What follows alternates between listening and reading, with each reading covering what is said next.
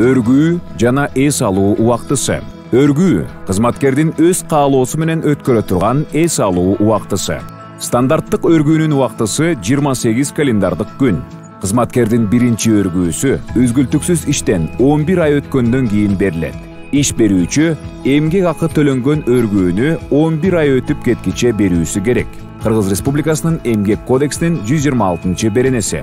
Иш берүүчү кызматкерге 11 ай иши үзгүлтүксүз өткөндөн кийин милдеттүү түрдө эмгек өргүүсүн бериш керек.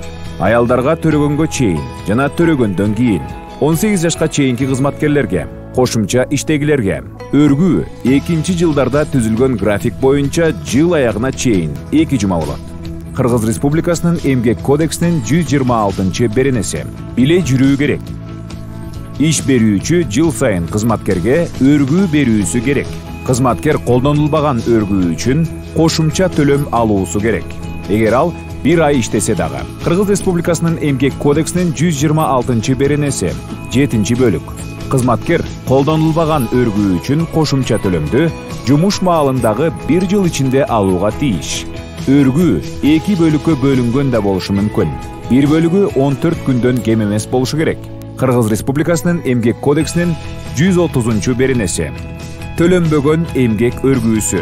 Төлөнбөгөн эмгек өргүүсү бул өргүү кызматкердин макулдугу менен эмгек акысы сакталбаган абалда үй бүлөлүк же башка себептер менен өргүүсүн узартуу. Кыргыз Республикасынын Эмгек кодексинин 133 беренеси. 1 бөлүк. Иш берүүчү милдеттүү түрдө эмгек акы сакталбаган абалда төмөнкү кызматкерлерге эмгек өргүүсүн бериш керек.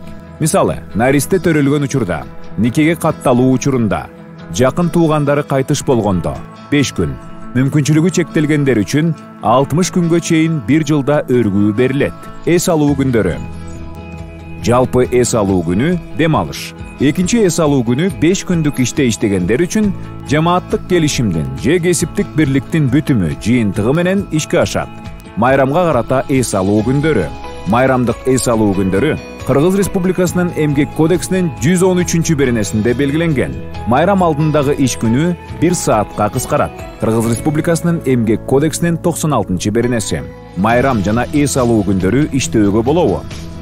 Эс алуу жана майрам күндөрү иштөөгө эреже боюнча тыюу салынат. Кыргыз Республикасынын Эмгек кодексинин 114 беренеси. 1 бөлүк. Жумушчуларды эс алуу жана майрам күндөрү алардын макулдугу жок жумушка тартуу төмөнкү учурларда уруксаат берилет. Өндүрүш кырсыктарды же кыйроо абалындагы кесепеттерде, табыгый кырсыктарды жоюуда, капилеттен кырсык болушу, жумуштун коопсуз болушу сиз иштеген уюмдан көз каранды. Кыргыз Республикасынын Эмгек кодексинин 114 беренеси. 2 бөлүк.